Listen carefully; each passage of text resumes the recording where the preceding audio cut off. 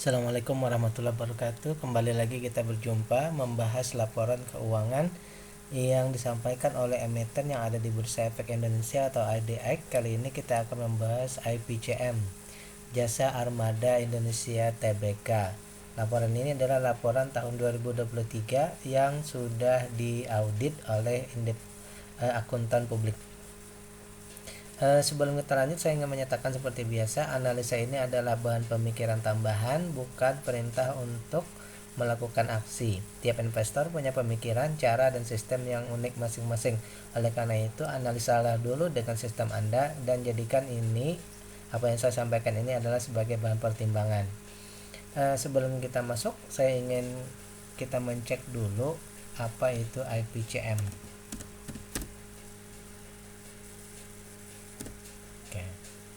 IPCM adalah Jasa Armada Indonesia. Harga sekarang 274, saat pembahasannya 274 ya. Kantor jumlah karyawan 181 orang. Organisasi induknya Pelindo. Ini berarti BUMN ya. Anak usaha Pelindo ya, berarti termasuk dalam grup BUMN ya. IPCM bergerak di bidang apa? Jasa Armada Indonesia IPCM atau IPC Marine menyediakan layanan pemanduan dan penundaan di beberapa pelabuhan. Merupakan perusahaan berbasis di Jakarta dengan 12 unit operasi di Sumatera, Jawa, dan Kalimantan. Oke. Apa tadi? Pemanduan dan penundaan di beberapa pelabuhan. Coba kita cek di websitenya ya, ipcmarine.co.id.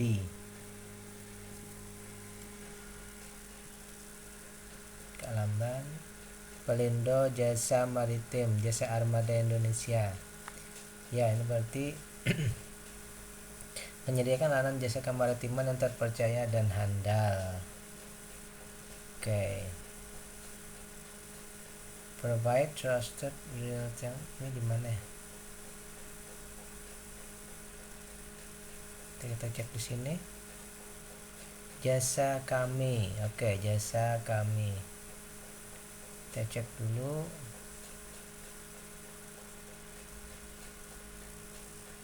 Kegiatan usaha yang dijalankan saat ini dan jasa perusahaan. Jasa pelayanan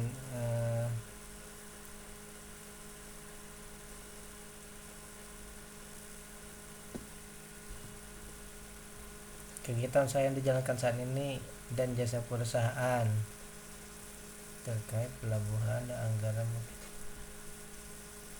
pelayanan kapal,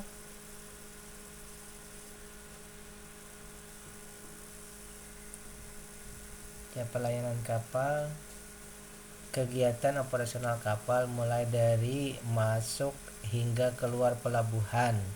Dalam hal ini produk atau jasa utama perseroan dalam pelayanan jasa kapal adalah jasa tunda, yaitu penundaan merupakan produk atau jasa utama perseroan yang meliputi kegiatan mendorong, menarik, dan menggandeng,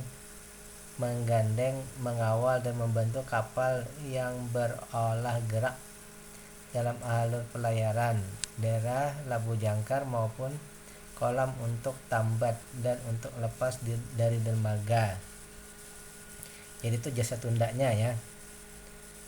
Ini berarti untuk yaitu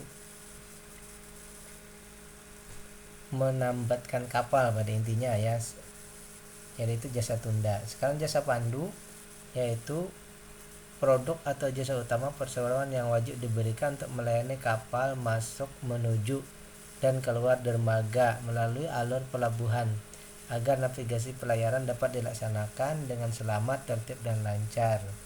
Ini jasa pandu, berarti pemanduan kapal supaya tidak terjadi masalah ya. Kalau yang di sini tadi menambatkan kapal,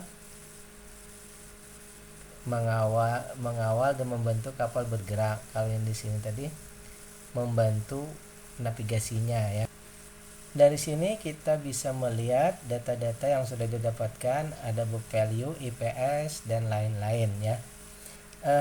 Simpulannya sebagai berikut.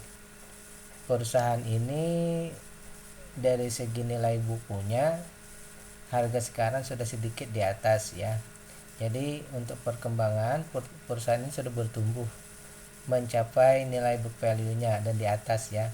Jadi simbolannya mungkin bertumbuh tapi nanti pertumbuhannya mungkin melamban. Tetap aja bertumbuh tapi melamban. Jadi kesimpulannya mungkin beggarnya bisa tapi mungkin agak lama baru bisa beggar. Terus untuk masalah harga sekarang dibandingkan untuk mengetahui apakah ini murah atau tidak, kita mendapatkannya di sini 8% di bawah dari harga maksimal beli. Berarti saya menyampaikan ini adalah valuasinya wajar ya, artinya memang harga sekitar itu, kita tidak mendapatkan diskon.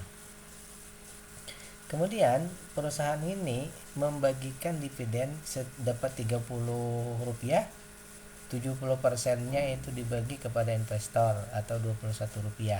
Nah dari sini simpulannya kita perusahaan peduli dengan investor. Kenapa? Karena milik pemerintah tadi wajib menyetorkan dividen dan kalau bisa harus besar ya.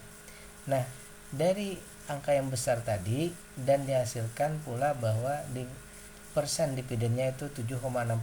Jadi saya menyimpulkan bahwa dividennya besar. Perusahaannya bertumbuh tapi pertumbuhannya agak lamban. Valuasi sekarang ini di harga wajar.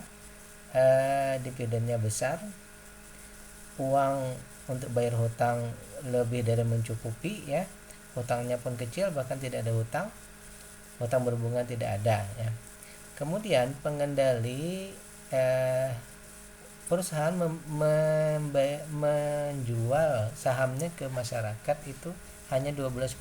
Jadi masyarakat yang membeli saham di bawah 5% itu hanya 12% ya. Jadi dari sini saya menyimpulkan bahwa pemilik yang lebih dari 5% itu ada sekitar 88%. Jadi di sini simpulannya bahwa pengendali bukan retail. Dan pemerintah memegang sahamnya sebagai pengendali. Di sini pemerintah tidak melalui Pelindo, ini tidak bertrading, artinya apa? Yang ditradingkan itu hanya yang ada di 23% saja. Jadi saya menyimpulkan bahwa pengendali tidak trading. Artinya perusahaan ini aman ya, aman karena perusahaan tidak melakukan trading. Sama sini kita simpulkan bahwa untuk bagian 1 dari book value itu kita tidak hitung karena hanya untuk mengetahui ini bertumbuhnya lambat atau cepat saja. Tapi yang jadi concern kita adalah valuasi wajar ya. Bagi saya bahwa valuasi ini sangat penting. Kalau saya pribadi untuk valuasi wajar saya tidak membeli saham biasanya ya. Saya akan menunggu valuasi murah ya, menunggu valuasi murah. Kenapa? Karena mungkin saja di harga wajar ini dia akan turun dulu menuju ke murah. Nah penurunannya ini kadang-kadang menggerus capital gain walaupun kita tidak misalnya menjual, tapi penurunannya kadang-kadang membuat deg-degan juga ya, membuat jantung kita terasa berat juga. Walaupun kita dapat dividen yang besar, tetapi kalau penurunan penurunan harganya besar ke bawah, tentu saja kita tidak merasa nyaman berinvestasi. Oleh karena itu saya lebih cenderung untuk menunggu harga itu turun ke bawah, maksudnya ya harga turun ke bawah dalam artian bahwa valuasinya murah dulu. Ketika kita membeli di valuasi murah, kemungkinan besar turunnya itu agak memang bisa turun tapi sudah tidak terlalu besar lagi. Oke, terakhir, kalau memang kita menjadikan ini sebagai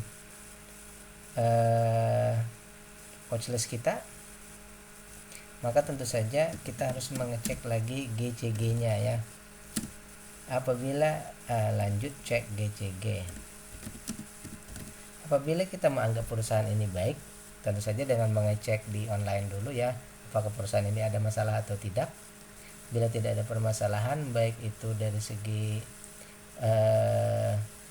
perdata ataupun pidana, maka kalau tidak ada berarti kita bisa lanjut ya. Kalau ada, maka sebaiknya kita mencari saham yang lain. Baik, kesimpulannya adalah perusahaan ini sangat bagus menurut saya. Istilahnya kondisi perusahaan sangat bagus, hanya satu saja, kita mesti menunggu valuasinya lebih murah lagi. Oke, bismillahirrahmanirrahim. Assalamualaikum warahmatullahi wabarakatuh.